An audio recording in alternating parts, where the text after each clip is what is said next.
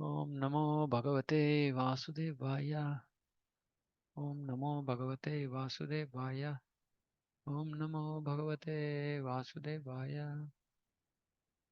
Narayanam Namaskritya Naram Chaiva Narottamam Devim Saraswati Vyasam Tato Jayamudirayet Nashtaprayeshu Bhadreshu Nityam Bhagavata Sevaya Bhagavati Rutama Shloke Bhaktir Bhavati Naistiki Amagnaanatimirandasya Gnananjana Chakshurunmilitam Mena Tasmai Shri Gurave Namaha Namo Vishnupadaya Krishna Preshthaya Bhutale Srimate Bhaktivedanta Swami Namini Namaste Saraswati Deve Gauravani Pracharini Nirvishesha Shunyavadi Paschatya Deshatarine Jai Shri Krishna Chaitanya Prabhu Nityananda Shri Advaita Gadadhara Shivasadi Gaura Bhakta Vrinda Hare Krishna Krishna Krishna Hare Hare Hare Rama Rama Rama Hare Hare.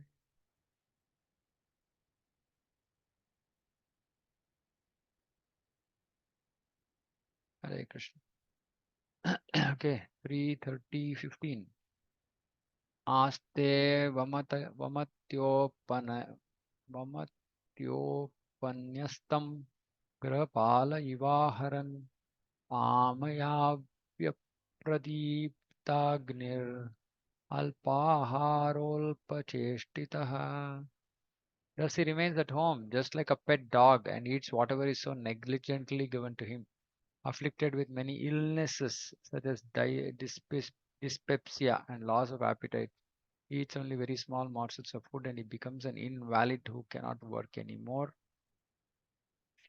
Before meeting death, one is sure to become a diseased invalid, and when he is neglected by his family members, his life becomes less than a dog's because he is put into so many miserable conditions. If any of us have any thoughts of becoming more Krishna conscious at the time of death, I think this is a warning. That is why Kulasekar Alvar sings Krishna Tvadiya Pada Pankaja Panjarantam Adhyaiva Me Vishatu Manasa Rajahamsa Pranaprayana Samaye Kapavata Pittai Kantavarodana Vidau Smaranam Saste. So death is a miserable state. If we are struggling with our body and mind right now, which is nothing, whatever, however good or bad our condition is right now, is nothing compared to the situation at the time of death. Mm, Now, we are at least conscious and we can either do something ourselves or we can take help from somebody. But at the time of death, literally we'll just be subconscious, or we cannot communicate with anybody. Our body will be in such a state. So basically, like Prabhupada said, we have to fly our own aeroplane at the time of death. So, but before that, we should be well versed. We should fly the plane, practice nicely so that we are ready to fly it alone. We'll have to fly alone. All of us have to fly it alone. Mm. So it's not important how big lectures we gave, classes we gave. It's important how much is our internal uh, surrender, submission, faith, Krishna consciousness, everything will come to be tested then. And so, whatever we are undergoing now as miseries in our life are just like small tests before the big final exam. And just today morning, I was thinking, saying that whatever challenges we have is actually mercy of Krishna. Krishna is just preparing us for this. He's just preparing us. Mm. So if we remain equipoised, if we are not getting affected adversely by our so-called material happiness and desires, then we are on the right path. We are now getting on the right ground. Then we will not have any difficulty dealing with death. Of course, I mean, such devotees don't even go through death like others. So it's a very, very important thing. While this is being said more in terms of people who are too dependent on family members, how they're allowed to face in the last stage of their life, but for all of us devotees as well, it's very important that we actually start slowly, steadily becoming disconnected, detached to the happiness and distress of this material world, not detached to family responsibilities, etc. That we have been repeatedly highlighting. Ashrama rules should be followed, should be favorable, but more importantly, we should be detached to the happenings of this material world, happiness, so called happiness, distress. The Vedic literatures therefore enjoin that before the arrival of such miserable conditions, one should leave home and die without the knowledge of his family members. Such a bold, daring claim. Ask, die without knowledge of family members. Hmm, how many of us are ready for this? If a man leaves home and dies without his family's knowing, that is considered to be a glorious death. But an attached family man wants his family members to carry him in a great procession even after his death. And although he will not be able to see how the procession goes, he still desires that his body be taken gorgeously in procession. Thus, he is happy without even knowing where he has to go when he leaves his body for the next life. So, this living body in the midst of family members is for attached family man. For one who is not attached, he will leave home and die without knowledge of other family members. Very high expectation.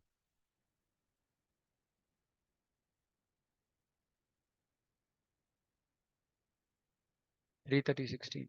वायुनो क्रमतोत्तारः कफ समृद्धनाडिकः कासश्वासकृतायासः कंठे घुरघुरायते. Now further description of that stage of death. In the deceased condition, one's eyes bulge.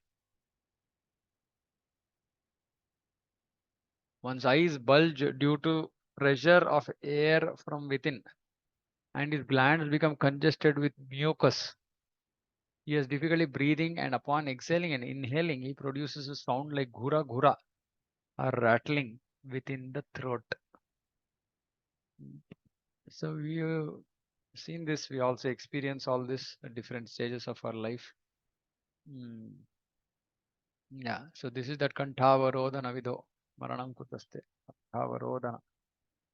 So you can't, there is no sound coming. Can't take Krishna's name. Kulashekar Alvar is saying, just I'm in a good condition right now, healthy condition. Just take me, Krishna. Mm. Instead of this natural death, when all these things happen and it becomes so difficult, he is praying, just take me now. It's okay if it is untimely. At least my consciousness will be clear. Because when body gives trouble, it's very difficult. Very difficult when we are troubled by the body. But we have to get used to it because it is going to happen. It is how possibly most of us will give up our body. So we have to get used to it. We have to be ready. We have to be practiced. Sadhana. Mm. So too cold, I don't feel like getting up. Too hot, I don't feel like getting up early in the morning. My body is giving trouble, I don't feel like. All these things are not going to help because these are the conditions we are going to experience them. Body is going to go through all this heat, cold, cough, and we have to still remember Krishna. Of course, Krishna says that he will not forget us, even if we forget him at the time of death.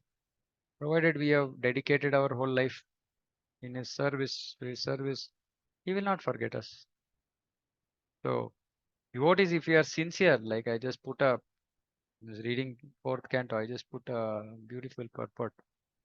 Where the Lord is telling Prithu Maharaj, saying that if you have sincere purity of purpose, then you will achieve perfection. So it's a very simple thing. We have to have purity of purpose. We should be sincere and we should try to put sincere effort. That's all that is required. Nothing else is required. Because the Process itself is very powerful. Because of our insincerity, we struggle. We have to just become sincere. That's all. Have pure purpose. Okay, I have to achieve perfection because I want to please Krishna, to serve Krishna and Radha. That's all. Over. The sincerity of purpose and just fixed Ekeha Kuru Nandana, Vyavasayatmika Buddhi. Not get distracted by the happenings of this world and just stick to it. That's all. You can achieve perfection. Shayana Parishochadbihi Parivita Swabandhubihi Vachamanopi na brute Kalapasha Vashamgataha. In this way, he comes under the clutches of death and lies down, surrounded by lamenting friends and relatives. And although he wants to speak with them, he no longer can because he's under the control of time. See, just see how helpless this is. Just imagine this. And whenever I read things like this, it becomes very graphic to me, the situation. Many times, all of us would experience this in dream. Like you want to speak, but no words are coming out from your mouth. And you feel like shouting and nothing is happening. And suddenly, you wake up. Mm, so it's a reality. We want to say something, but nothing is coming out of our mouth because we are under control of time. It's a very helpless situation. For formality's sake, when a man is lying on his deathbed, his relatives come to him and sometimes they cry very loudly for formality's sake, addressing the dying man, oh my father, oh my friend, oh my husband. In that pitiable condition, the dying man wants to speak with them and instruct them of his desires. See again, of his desires. But because he is fully under the control of time factor, death, he cannot express himself. And that causes him inconceivable pain. He is already in a painful condition because of disease, and his glands and throat are choked up with mucus. On top of that, he is wanting to speak, but he cannot speak, and this causes inconceivable pain. He's already in a very difficult position, and when he's addressed by his relatives in that way, his grief increases. So they're all calling out, oh, my father, my friend, my husband. Now he wants to speak to them, tell them what he wants them to do, what his desires are, etc. But nothing is coming out. So he experiences inconceivable pain. Very scary, but Bhagavatam is preparing us. Evam kutumba bharane vyapratma jitendriyah dhyate rudatam swanam uruvedana yastadihi. Thus the man who engaged with uncontrolled senses in maintaining a family dies in great grief, seeing his relatives crying. So he's so much of grief. He dies most pathetically in great pain and without consciousness. Totally opposite compared to the living of this body of a great devotee. Completely opposite. This is a pathetic death. Devotees is a glorious departure. So we should not end up here. We should end up giving up our body like a devotee. In Bhagavad Gita, it is said that at the time of death, one will be absorbed in the thoughts which he cultivated during his lifetime. So if all our lifetime, and especially the last, possibly 10, 15 years is very, very critical because during that time, what thoughts we cultivate will go into that will be our last thoughts. Right. So, which is why this varnashrama again, I'm highlighting coming back to that point because um, we have to just the more we become absorbed in Krishna consciousness, those thoughts will come at the time of death. A person who had no other idea than to properly maintain his family members must have family affairs in his last thoughts. That is a natural sequence for a common man. Common man does not know the destiny of his life. He's simply busy in his flash of life, maintaining his family. Flash of life is just like a flash. You just go past very quickly. At the last stage, no one is satisfied with how he has improved the family economic condition. Just look at this. Today, if we are not satisfied with what we have, we will not be satisfied at the time of death as well. Simple. If we are satisfied today, we will remain satisfied then also. Everyone thinks that he could not provide sufficiently because of his deep family affection. He forgets his main duty of controlling the senses and improving his spiritual consciousness. Sometimes a dying man entrusts the family affairs to either his son or some relative, saying, "I'm going. Please look after the family." He does not know where he is going, but even at the time of death, he is anxious about how his family will be maintained. Foolishness. Sometimes it is seen that a dying man requests the physician to increase his life, at least for a few years, so that the family maintenance plan which he has begun can be completed. These are the material diseases of the conditioned soul. He completely forgets his real engagement to become Krishna conscious and is always serious about planning to maintain his family, although he changes families one after another. What a useless life and horrible death. यमदूतौ तदा प्राप्तौ भीमौ सरपभसे क्षणौ तदृष्ट्वा त्रस्तहृदयः सकृन्मूत्रं विमुञ्चति. At death he sees the messengers of the Lord of Death because he's lived a sinful life. So he will see the messengers of the Lord of Death come before him, their eyes full of wrath, and in great fear he passes stool and urine. There are two kinds of transmigration of a living entity after passing away from the present body. One kind of transmigration is go to the control of sinful activities, who is known as Yamaraja, and the other is to go to the higher planets up to Vaikuntha. Here, Lord Kapila describes how persons engaged in activities of sense gratification to maintain family are treated by the messengers of Yamaraja called Yamadutas. At the time of death, the Yamadutas become the custodians of those persons who have strongly gratified their senses. They take charge of the dying man and take him to the planet where Yamaraja resides. The conditions there are described in the following verses. यातनादेह आवृत्य पाशैर्बद्ध्वा गले बलात् नयतो दीर्घमध्वानं दण्ड्यं राजभटा यथा. As a criminal is arrested for punishment by the constables of the state, a person engaged in criminal sense gratification is similarly arrested by the Yamadutas, who bind him by the neck. Bind him by the neck, the pasha, with strong rope. So they put their rope around the neck of the jiva and they cover his subtle body so that he may undergo severe punishment. Now, so this means that the the jiva, gets another little bit different type of body. Mm. Because he should not die. He cannot die because he's already dead. And he should experience the punishment. So, though there is no gross body to go through bodily suffering, he will be given a body through which he can actually suffer, experience the suffering sufficiently, but yet not die, because he's already dead. So, very scary. Every living entity is covered by a subtle and gross body. The subtle body is covering of mind, ego, intelligence, and consciousness. It is said in the scriptures that the constables of Yamaraja cover the subtle body of the culprit and take him to the abode of Yamaraj to be punished in a way that he is able to tolerate. He does not die from this punishment, because if he died, then who would suffer the punishment? Also, he's already died. It is not the business of the constables of Yamaraj to put one to death. In fact, it is not possible to kill a living entity because factually he is eternal. He simply has to suffer the consequences of his activities of sense gratification. So we have to be very careful. The process of punishment is explained in the Chaitanya Charitamrita. Formerly, the king's men would take a criminal in a boat in the middle of the river. They would dunk him by grasping a bunch of his hair. Just imagine, grasping a bunch of his hair and thrusting him completely underwater. And when he was almost suffocated, the king's constables would take him out of the water and allow him to breathe for some time, and then would again dunk him in the water to suffocate. Oof. This sort of punishment is inflicted upon the forgotten soul by Yamaraja, as will be described in the following.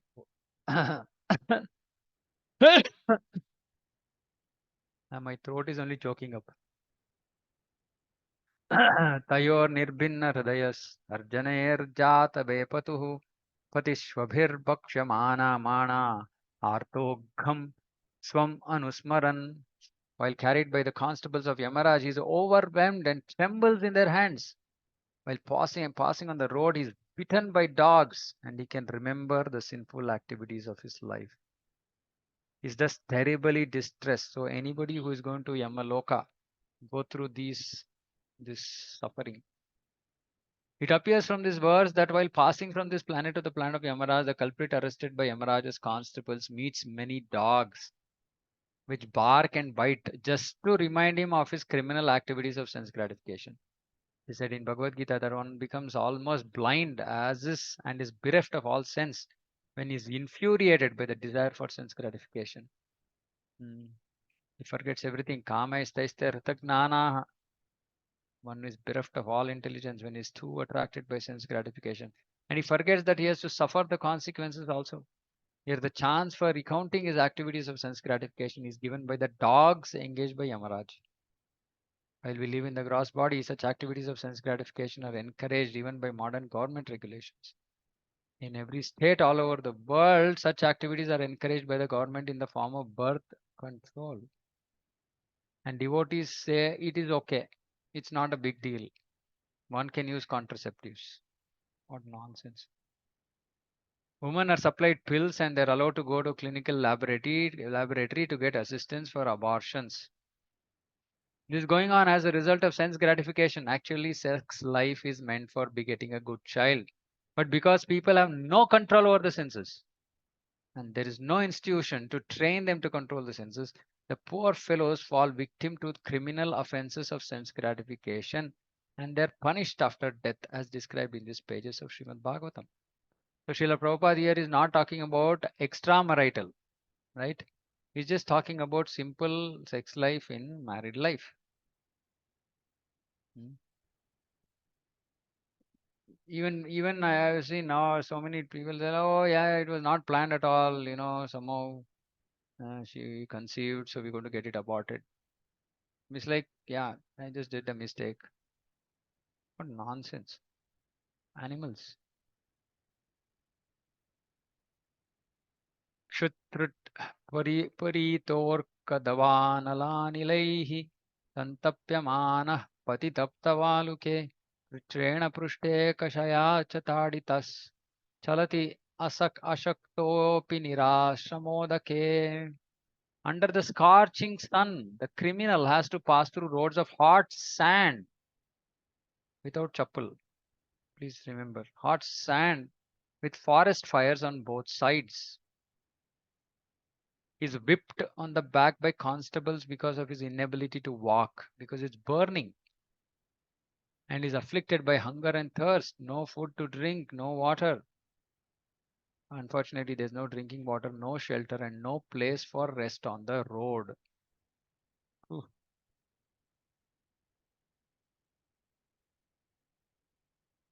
तत्र तत्र पतञ्छ्रान्तो मूर्छितः पुनरुत्थितः पथा पापीयसा नीतस्तरसा यमसादनम्. While passing on that road to the abode of Yamaraj, he falls down in fatigue and sometimes he becomes unconscious, but is forced to rise again. In this way, is very quickly brought to the presence of Yamaraj. योजानां सहस्राणि नवतिं नवचात्मनः त्रिभिर्मुहूर्तेर्द्वाभ्यां वा नीतः प्राप्नोति यातनाः. Thus he has to pass 99,000 yojanas within 2 or 3 moments. And then he is at once engaged in torturous punishment which is destined to suffer. One yojana is calculated to be 8 miles and he has to pass along a road which is therefore as much as 792,000 miles. Such a long distance is passed over within a few moments only. The subtle body is covered by the constable so that the living entity can pass such a long distance quickly and at the same time tolerate the suffering of barking dogs, hot sun, no water, no food. Discovering all the material is of such fine elements that material scientists cannot discover what the coverings are made of. To pass 792,000 miles within a few moments seems wonderful to the modern space travelers. They have so far traveled at a speed of 18,000 miles per hour. But here we see that a criminal passes 792,000 miles within a few seconds, unimaginable to science. Although the process is not spiritual but material. Uh, Amazing. आदिपनं स्वगात्राणां वेष्टयित्वोल्मुखादिभिः आत्ममांसादनं क्वापि स्वकृतं परतोऽपि वा. He is placed in the midst of burning pieces of wood and his limbs are set on fire. In some cases, he is made to eat his own flesh or have it eaten by others. Hmm. So, for people who are used to giving similar treatment to animals, hmm, putting the animal in the midst of burning piece of wood, setting its limbs on fire, yeah, tit for tat. From this verse, through the next three verses, description of punishment will be narrated. The first description is that the criminal has to eat his own flesh, burning with fire, or allow others like himself who are present there to eat. In the last great war, people in concentration camps sometimes eat their own stool. So there's no wonder that in the Yamasadhana, the abode of Yamaraj, one who had a very enjoyable life eating others' flesh, see, has to eat his own flesh. Oof. We should tell this to other people who eat non-vegetarian. जीवितश्चान्त्राभ्युद्धारः श्वगृध्रैर्यमसादने सर्पवृश्चिकदंशाद्यैर्दशद्भिस्तात्मवैशसन्. His entrails, meaning intestines, are pulled out by the hounds and vultures of hell, even though he is still alive to see it. Hiranyakashipu, and is subjected to torment by serpents, scorpions, gnats, and other creatures that bite him. कृन्तनं चावयवशो गजादिभ्योऽभिदापनं पातनं गिरिशृङ्गेभ्यो रोदनं चाम्बुगर्तयोः. Next is limbs are lopped off and torn asunder by elephants, meaning elephants will tear him apart. He is hurled down from hilltops and is also held captive either in water or in a cave. Anyway, more description at the end of fifth canto. याश्चामिस्रान् दतामिस्रा रौरवाद्याश्च यातनाः भुङ्क्ते नरो वा नारी वा मिथः सङ्गेन निर्मिताः. Men and women whose lives were built upon indulgence in illicit sex life are put into many kinds of miserable conditions in the hells known as Thamisra, Andathamisra, and Raurava. Materialistic life is based on sex life. The existence of all materialistic people who are undergoing severe tribulation in the struggle for existence is based on sex. Therefore, in the Vedic civilization, sex life is allowed only in a restricted way. It is for the married couple and only for begetting children. Can it be more explicit than this? But when sex life is indulged in for sense gratification, illegally and illicitly, both the man and woman await severe punishment in this world or after death. In this world also, they're punished by virulent diseases like syphilis and gonorrhea. And in the next life, as we see in this passage of Srimad Bhagavatam, they're put into different kinds of hellish conditions to suffer. Bhagavad Gita, first chapter, illicit sex life is also very much condemned. And it is said that one who produces children by illicit sex life is sent to hell. It is confirmed here in the Bhagavatam that such offenders are put into hellish conditions of life in Thamisra, Andathamisra, and Raurava. Of course, those who indulge not illegally, illicitly at least. Illegally, yes. Actually, everybody is engaged illegally if they're not begetting children, not for the process of begetting children, and illicitly is through with other people, other men and women. अत्रैव नरकस्वर्ग इति मातः प्रचक्षते या यातना वै नारक्यस्ता इहापि उपलक्षिताः. Lord Kapila continued, my dear mother, it is sometimes said that we experience hell or heaven on this planet, for hellish punishments are sometimes visible on this planet also. Sometimes unbelievers do not accept the statements of scripture regarding hell. They disregard such authorized descriptions. Lord Kapila therefore confirms them by saying that these hellish conditions are also visible on this planet. It is not that they are only on the planet where Yamaraja lives. On the planet of Yamaraja, a sinful man is given the chance to practice living in the hellish conditions, which he will have to endure in the next life. So this is training in Yamaloka. Because he will have to endure the same standard of life in the next life. And then he is given a chance to take birth on another planet to continue his hellish life. Wow, okay. For example, if a man is to be punished to remain in hell and eat stool and urine, then first of all he practices such habits on the planet of Yamaraj. and then he's given a particular type of body, that of a hog, so that he can eat stool and think that he is enjoying life. It is stated previously that in any hellish condition, the conditioned soul thinks he is happy. Otherwise, it would not be possible for him to suffer hellish life. Hmm. एवं कुटुम्बं बिभ्राणा उदरं भर एव वा विसृज्येहोभयं प्रेत्या भुङ्क्ते तत्फलमीदृशम्. After leaving this body, the man who maintained this himself and his family members by sinful activities suffers a hellish life, and his relatives suffer also. The mistake of modern civilization is that man does not believe in the next life, but whether he believes or not, the next life is there and one has to suffer if one does not lead a responsible life in terms of the injunctions of authoritative scriptures like Vedas and Puranas. If one does not lead a responsible life according to injunctions, not according to our own whims. Species lower than human beings are not responsible for their actions because they are made to act in a certain way, but in developed life of human consciousness, if one is not responsible for his activities, then he is sure to get a hellish life. Okay, another two verses will complete.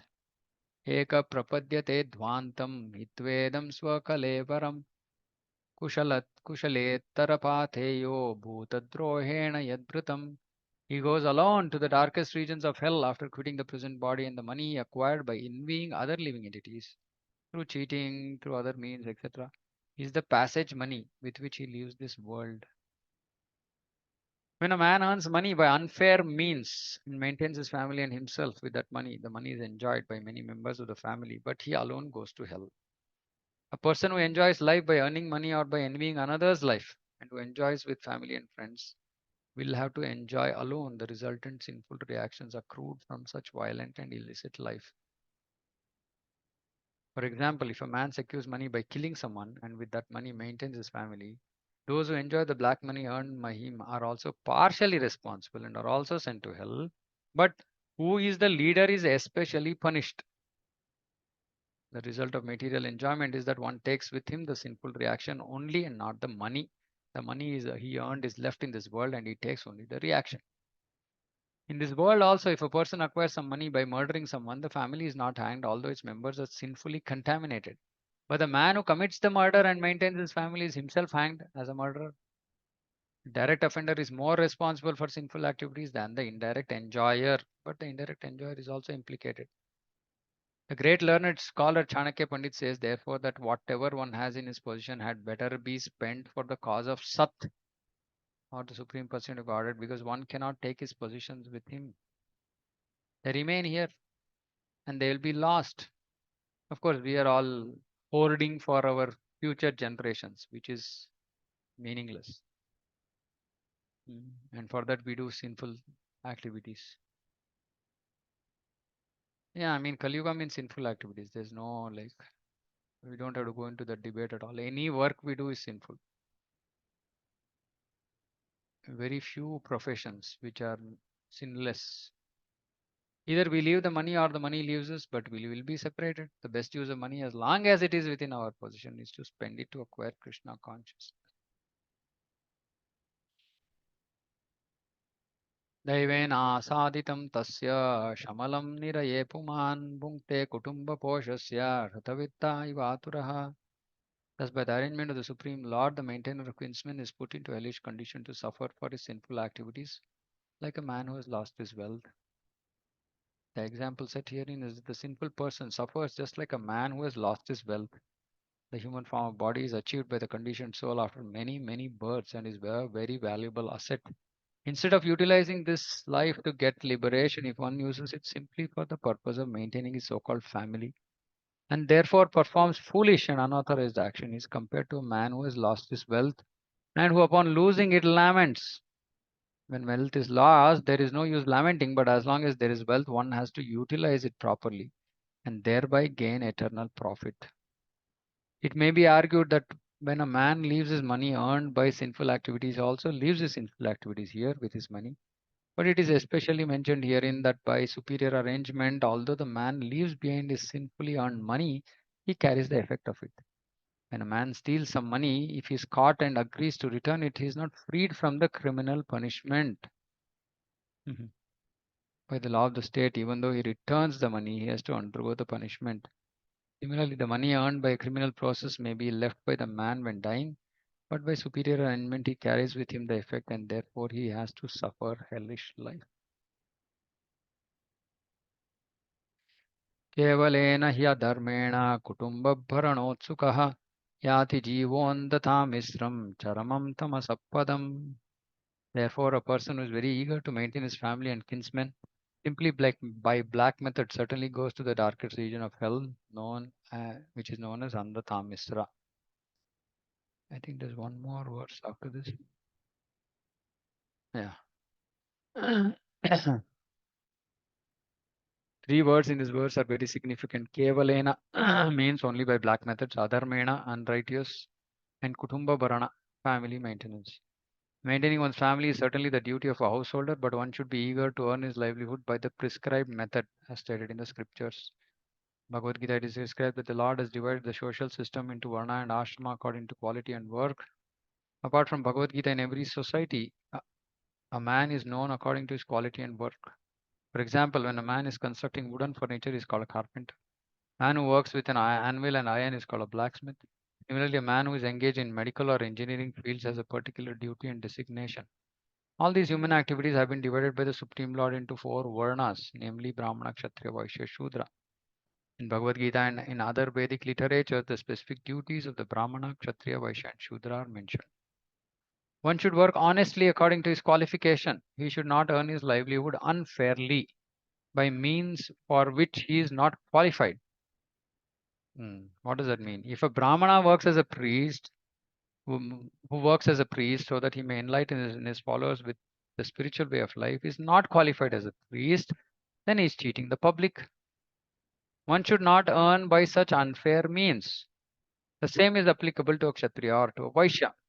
It is especially mentioned that the means of livelihood of those who are trying to advance in Krishna consciousness must be very fair and uncomplicated. Now we have to think what this fair and uncomplicated means. Here it is mentioned that he who earns his livelihood by unfair means is sent to the darkest hellish region. Otherwise, if one maintains his family by prescribed methods and honest means, there's no objection to one's being a family man. But this is very difficult in Kali Yuga. Very, very difficult. Very, very. Everything is unfair, complicated. Everything. So the best recourse is to just offer that Lakshmi to Krishna. There is no other way. I mean, people will keep thinking that why do I keep pushing, grihasthas to donate, donate, donate? Because this is the reality of Kali Yuga. Money is always wrongly acquired in Kali Yuga. Unfortunately, that is the state of affairs. Nobody can do anything about it. So the only thing we can do is actually use that in Krishna's service. That will protect us. Otherwise, there's no other insurance. अधस्तान्नरलोकस्य यावतीर्यातनादयः क्रमशः समनुक्रम्य पुनरत्राव्रजेच्छुचिः. Having gone through all the miserable hellish conditions and having passed in a regular order through the lowest forms of animal life prior to human birth, and having thus been purged of his sins, one is reborn again as a human being on this earth. Meaning he went to hell, then he came back to lower form, like the example Prabhupada gave about a hog. Then from there again, gradually from that whatever life he got, gradually he will come to human birth. And then again he engages in sin. What stupidity. Just as a prisoner who has undergone troublesome prison life is set free again, the person who has always engaged in impious and mischievous activities is put into hellish conditions. And when he has undergone different hellish lives, namely those of lower animals like cats, dogs, hogs, by the gradual process of evolution, he again comes back as a human being. In Bhagavad Gita, it is stated that even though a person engaged in the practice of yoga may not finish perfectly and may fall down for some reason or other, his next life as a human being is guaranteed. At least for all of us, that is guaranteed. At least we will not see hell.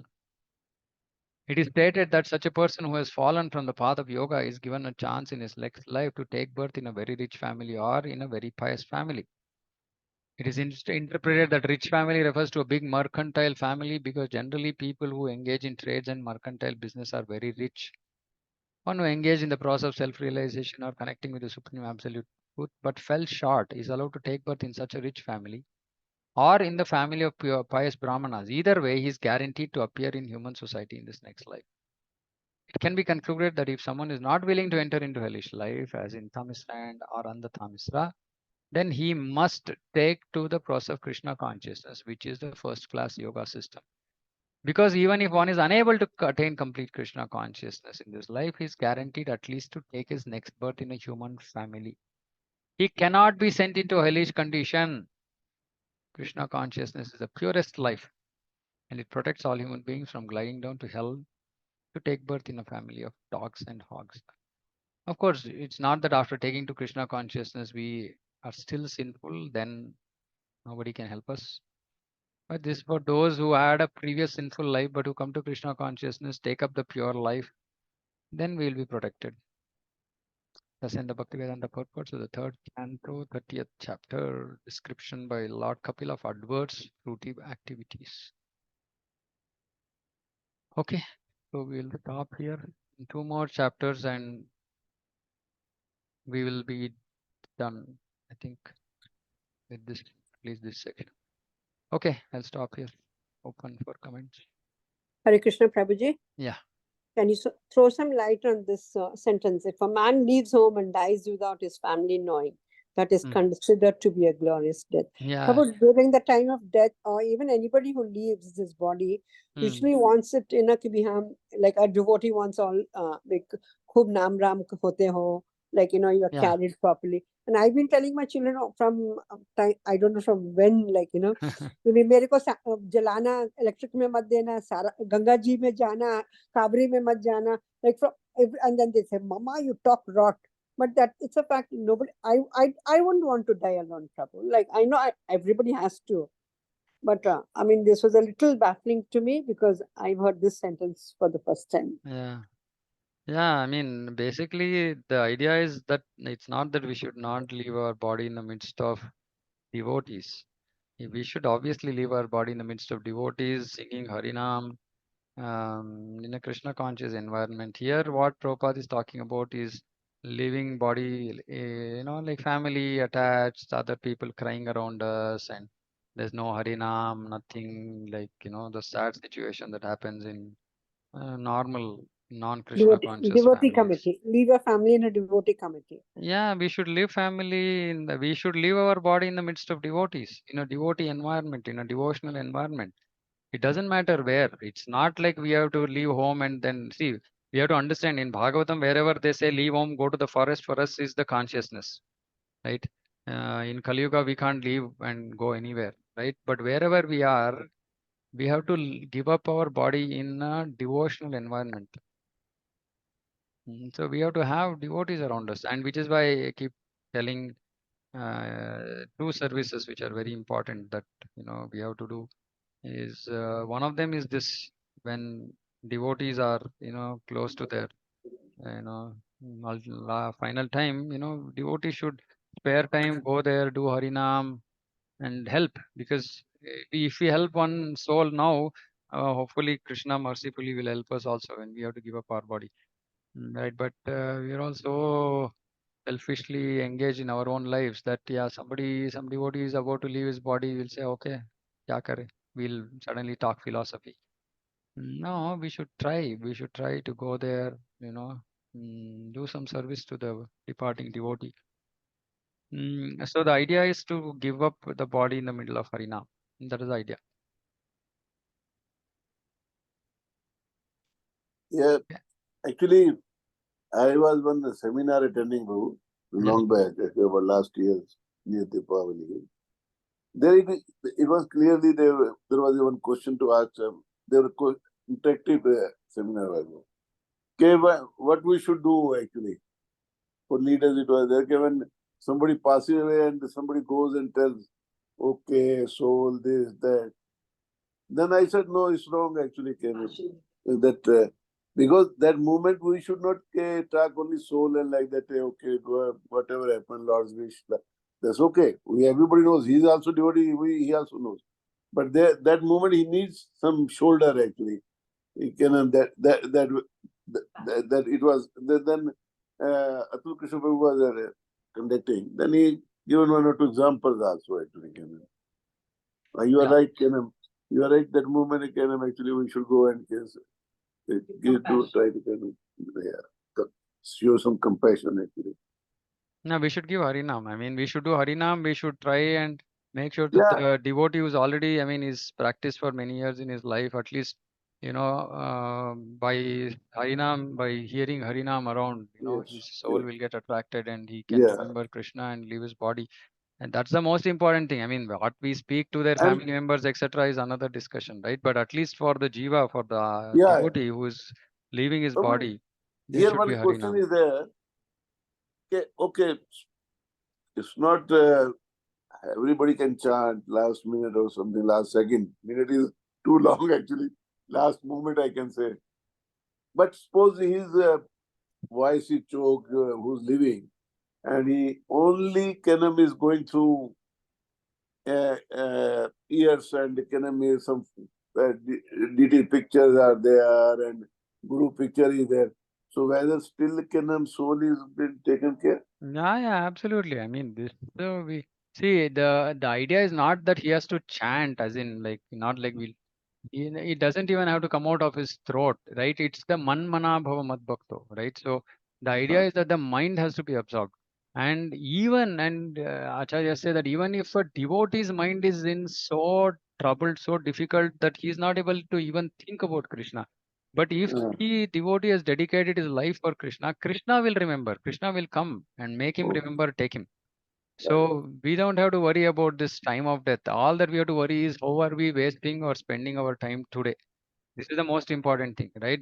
Who knows what will happen at death? We don't have to worry about it, right? But today it is in our hands. Whether we are going to use it, misuse it is in our hands, and that will take care. Krishna is so merciful. I mean, if somebody has given their whole life or a majority of their life, for his mission, Krishna will come and take him. I mean, what do we think? All these great devotees, we see them. That is why I don't like, uh, when some great souls depart, those pictures that we put on our, different groups with pipes and, oxygen masks. No, this is not the picture we have No, to no, give that's okay. people who don't have understanding of what spiritual life is, what great devotees Yes. are, right? I mean, It because should at be that point, Harinam. Devotee should be Harinam and no, not that pictures. Like for example, last time I just remember that when Gopal Krishna Goswami Maharaj left his body, and last photos were with him in the hospital with masks and pipes and all that. I mean, people will say, okay, some common man is also dying the same way. This yeah. great sannyasi is also dying the same way. What is the big difference, Yes. right? I mean, Those this is not it. This is not what it is, right? It is the under internal state. I agree with It is the internal state of the devotee, and we don't even know. I mean, for somebody like him who is and like so what is much the use of done. what is the use of putting those pictures to get them disciples or get them followers, whatever you can call actually. What I is the mean, use of anyway, that this picture whole actually? There is thing no use. I have already discussed with you, Prabhu, my views on this, right? This whole Yeah, thing actually is not at all being done properly. Nobody is thinking. Anyway, this is a different discussion. But the whole yeah. point Leave it, is leave that it. the We should whole not point discuss is it that properly. the whole point is that the devotees will be taken care. Krishna will himself come and take. I mean, like we know that Indra Prabhu left his body in the midst of a cylinder Yeah, blast, right? cylinder But blast. because it is just to bewilder. It's just to bewilder the general masses, saying that you cannot. Nobody just can have cheap entrance into Krishna and into to being a devotee of Krishna. So Krishna always bewilders atheists. The way he takes away his devotees, he always bewilders atheists, right? But devotees should know that yes, it doesn't matter. Like even though there is fire or there's an explosion, devotees like Indra Prabhu or Gopal Krishna Maharaj or any of them, like Krishna would have come and like taken him like on bed of flowers like that. With Yes. so much love, Krishna would have come and taken. Not even Yes. Vaikuntha plane, right? This Yeah. is like direct, right? So these things we have to understand. And anyway, we have to. The whole point is that we have to work work in life when everything, when we have whatever is at our disposal, we have to put everything for Krishna. That is the whole That message. is all. And mind, as you explaining, the mind can be only when we are 24 hours in Krishna consciousness. That can be attached to that time only. Otherwise it will be That is material what. only. Otherwise, whatever we are thinking Yeah. 24 hours a day, the same thing will come at the time of death. What else will come? Yes. What new thing will come? 100%. Thank you, Prabhu. Okay, thank you, Prabhu. Hare Krishna. Hare Thank you, Krishna. Prabhuji. I have to leave. Yeah. Srimad Pranam, Bhagavatam. pranam to everybody. Hare Krishna. Dandavat. Srimad Bhagavatam ki jai. Jagat Guru Srila Prabhupada ki jai. Panchakalpatarubhyascha kripa sindhubhyo cha patitanam pavanebhyo vaishnavebhyo namo namaha. Ananta Koti Vaishnava ki jai. Srila Prabhupada ki jai. Hare Krishna.